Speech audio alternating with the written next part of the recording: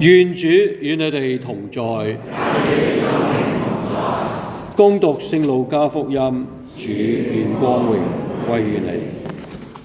那時候，耶穌向幾個自稱為義人而輕視其他人的人設了這個比喻：有兩個人上聖殿去祈禱，一個是法利賽人，另一個是稅吏。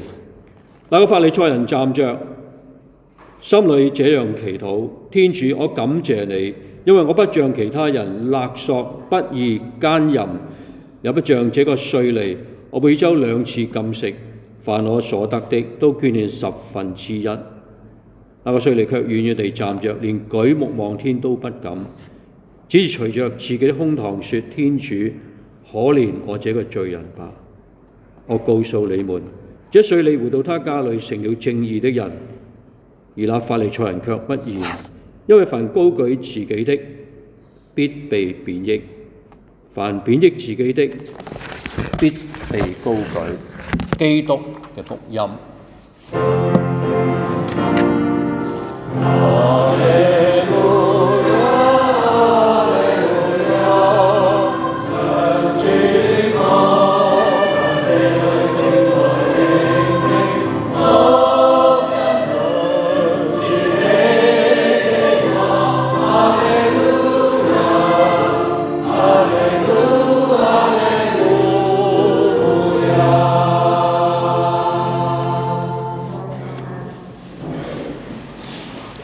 各位兄弟姊妹，我唔知你哋喺生活裏邊咧有冇遇過咁嘅人，即係咩嘢咧？佢都自己覺得自己係好了不起嘅，叻過其他嘅人。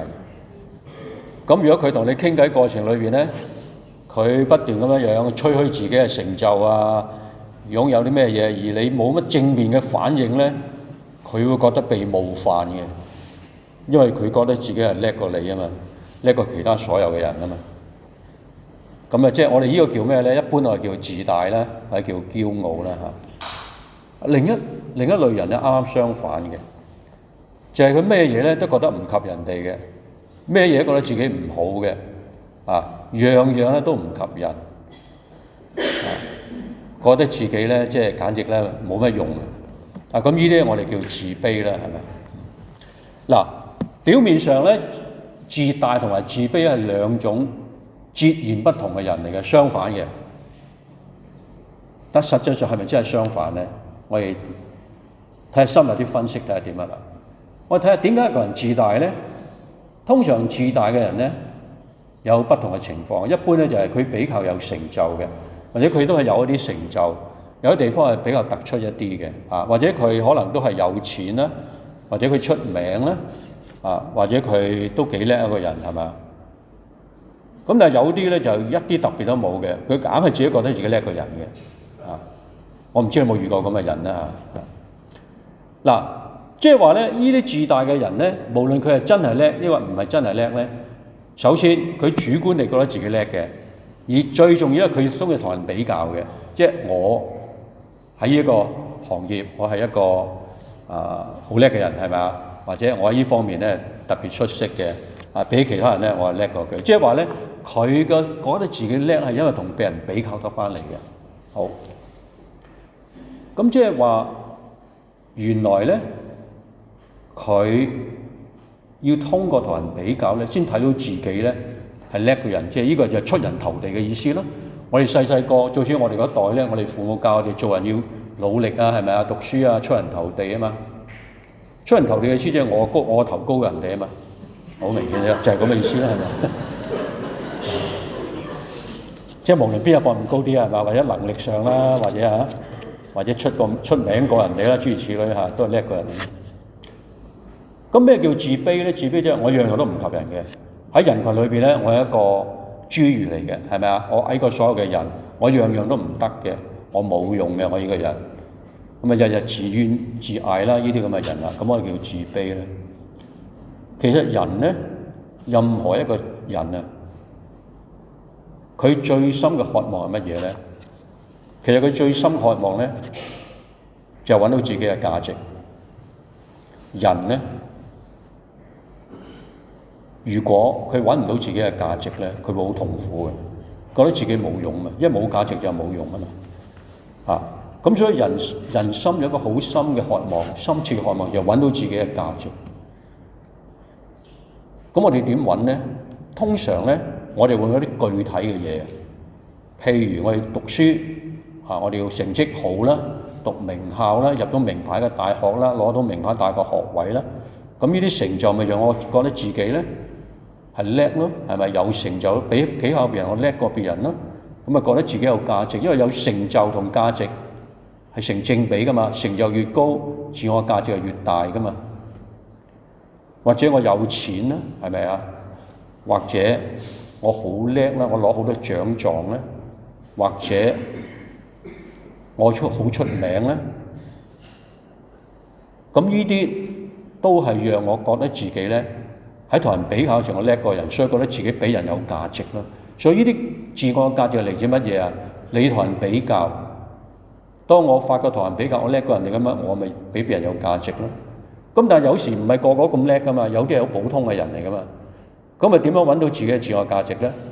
咁啊有一個比較簡單方法，就係乜嘢啊？買名牌咯，係咪啊？嗱，其實名牌咧點解咁貴咧？名牌一貴咧就多數同佢品質冇關嘅，冇關係。我記得幾年前咧，我細佬拎一個銀包出嚟，我見到銀包裂咗4-5條裂痕嘅。我望一望，咦，好似係名牌嚟嘅，有個曲尺喺度嘅喎。我話點解你用呢啲咁嘅嘢？佢話：我就好老實嘅，虛榮嘅。我細佬好老實，佢虛榮咁樣。講真，佢個銀包咧2-3千蚊，但係咧就裂咗4-5條痕。我個銀包咧80幾蚊，用咗好多年啦，一條痕都冇裂到。咁你話如果名牌係品質好嘅話咧，我係解釋唔到呢個現象啊，係咪啊？點解個80幾蚊嘅銀包用咗幾年都冇一條裂痕都冇？佢2-3千蚊嘅銀包用咗我當佢用咗幾年啦，點解裂咗咁多條痕咧？咁你係咪叫品質咧？我唔肯定嘅呢樣嘢。但係點解咁貴嘅名牌有人買咧？其實嘅道理好簡單，因為既然我唔能夠有咩成就叻過人咯，我咪靠呢個我擁有一個名牌，藉住個名牌提高我嘅價值咯，好簡單道理啫嘛，好簡單。譬如我揸個車30萬一個日本車係咪？周街都係啦。但係如果我揸個車係300萬嘅，喂，嗰唔同喎，係咪啊？我坐個300萬車，街上要望望我嘅喎，所以我靠一個300萬嘅車咧，就增加咗我嘅價值咁樣，咁咪揾到自己嘅價值咯。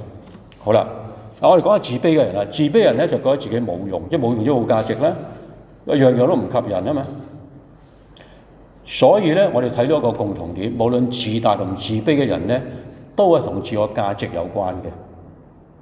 當一個人睇唔到自己嘅價值，佢咪自卑咯，覺得自己冇用咯，樣樣唔及人咯。但係當一個人睇唔到自己嘅價值，佢咪用乜嘢啊？外在嘅成就咯、名譽咯、權力咯、地位咯，擁有啲咩？甚至如果個人唔叻嘅話，咪買名牌咯，靠呢啲外在嘢建構一個我咯，係咪啊？呢一個係一個威猛嘅我、成功嘅我、聰明嘅我，睇得到啊？即係話咧，無論自大同自卑咧，然後最少2點係相同。第一，都係追尋緊自己嘅價值；第二，都係同人比較嘅。其實咧，自大同自卑咧，表面上係相反，實際上嘅根源係一樣嘅，就係因為自卑所以先自大。就係因為揾唔到自己嘅價值，自卑，所以要通過種種外在擁有嘅嘢嚟建構自己嘅價值，建構一個我，建構一個光鮮亮麗嘅我。當我見到呢個光鮮亮麗嘅我，一個叻個人嘅我咧，我覺得自己比人有價值。所以其實自大同自卑咧係你同一種心理嘅根源，就係揾唔到自己嘅價值。我哋今日喺讀經1咧。有兩個説話咧，我哋感受好深嘅。佢話謙卑人嘅祈禱穿雲而上啊，即係話如果一個謙卑嘅人咧，佢嘅祈禱咧係會直達到上主嘅台前嘅。我哋睇翻第2篇讀經，聖保祿佢致弟茂德嘅書信，第2封書信，佢首先講咗咧，佢話我嘅賽跑啊，已經就嚟到終點啦。我呢場仗咧已經打完咗啦。其實保祿佢已經知道咧，佢嘅直覺話俾佢聽咧，佢已經離開呢個世界咧，好快會離開呢個世界。佢嗰陣時咧，仲喺個法律程序裏邊。佢話：當我初次過堂嗰陣時見嗰個審判官嗰時咧，冇一個人陪我，所有人都離棄咗我，我感受到絕對嘅孤單。但係求天主唔好怪罪佢哋。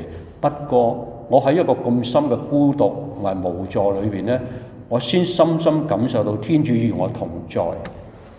即係話喺我最軟弱嘅時候咧，我就睇到特別睇到咧，我嘅力量係嚟自天主嘅。因為我唔係靠外邊嘅人、外邊嘅事物，我唔係靠呢個世界上嘅力量讓我覺得自己堅強啊！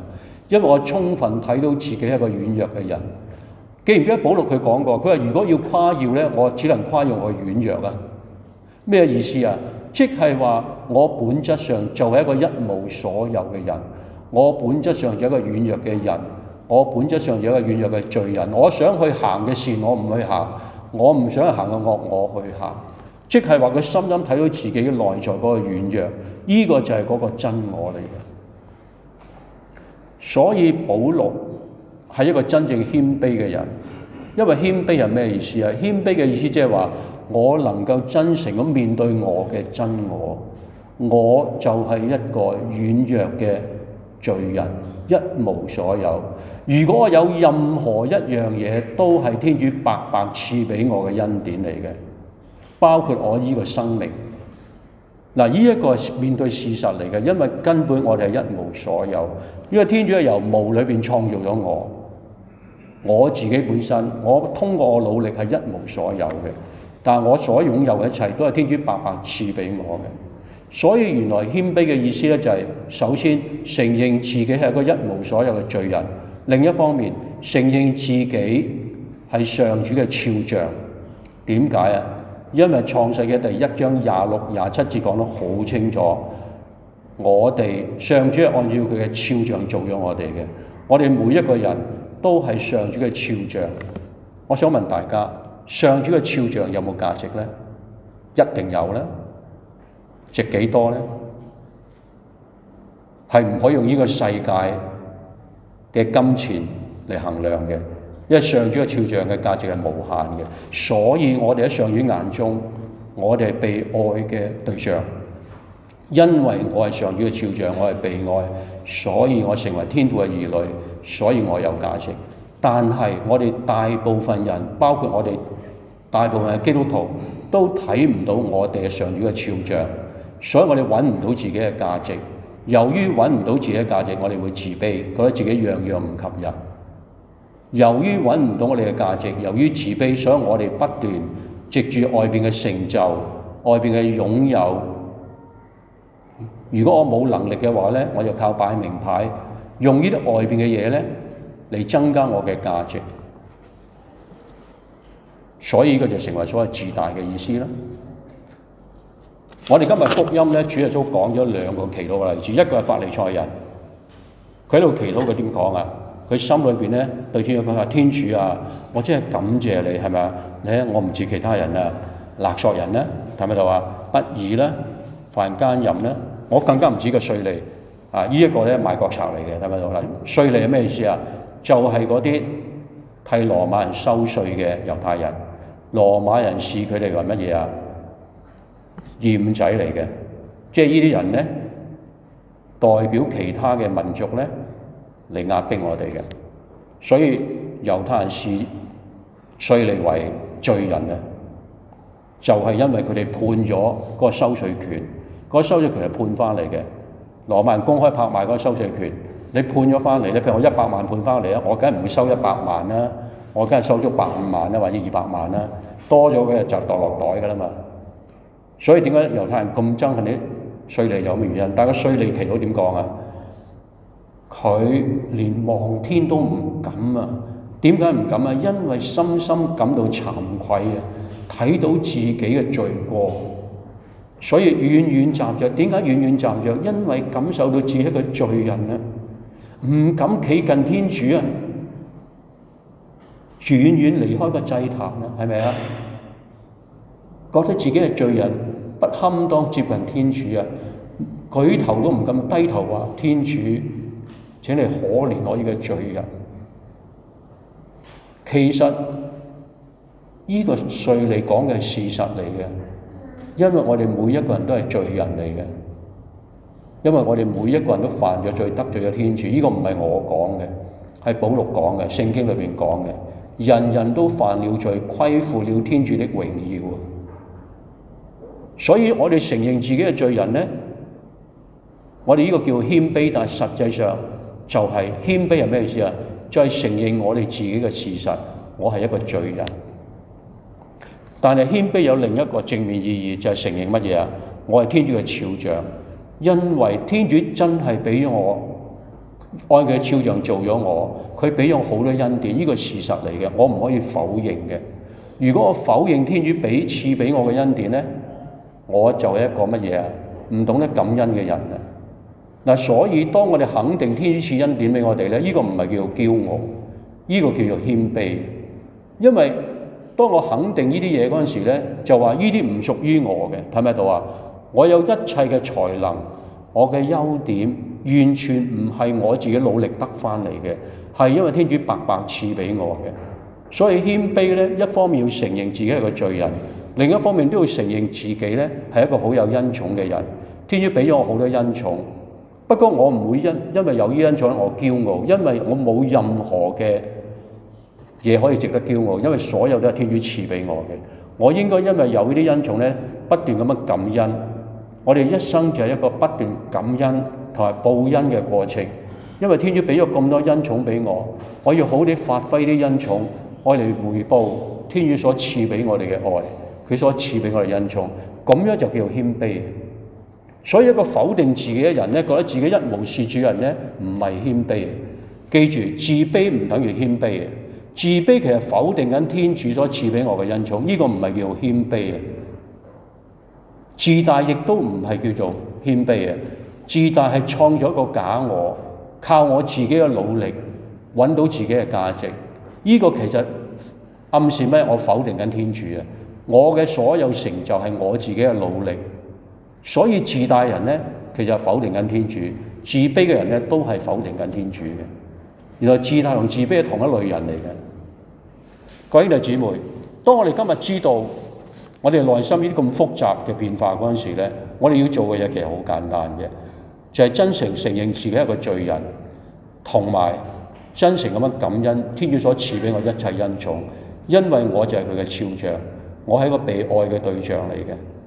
雖然我係一個罪人，但係天主冇拋棄我，佢甚至為我降生，佢甚至為我接受十字架嘅苦刑，佢為我交付咗佢嘅生命。點解主耶穌願意為一個罪人交付佢嘅生命呢？因為我係佢所創造嘅，佢唔會拋棄一個佢所創造嘅人，我係佢所愛嘅人。佢唔會拋棄一個佢愛嘅人，縱然我係一個罪人。所以當我哋明白到今日嘅福音，我哋明白到點解個法利賽人嘅祈禱得唔到應允啊？佢由頭到尾都唔係感謝緊天主，佢由頭到尾同人比較緊，佢只係想講俾天主我幾咁偉大咧？係咪啊？我又唔似其他人犯罪，我幾咁正直咧？我幾咁慷慨咧？我1/10我係捐咗出嚟嘅。睇唔睇到啊？法利賽人嗰個唔係祈禱嚟嘅，嗰個係向天主炫耀佢自己嘅。所以點解得唔到接納啊？我哋今日既然睇到我哋嘅真相，我哋就好真誠咁樣做一個謙卑嘅人。一方面承認自己嘅罪人，一方面我哋感謝天主所賜俾我種種恩寵，尤其是主耶穌為我賺得嘅救恩。任何人嘅努力都唔可以賺得呢個救恩。我哋感謝讚美天主啦，因為佢藉住教會嘅教導咧，讓我哋能夠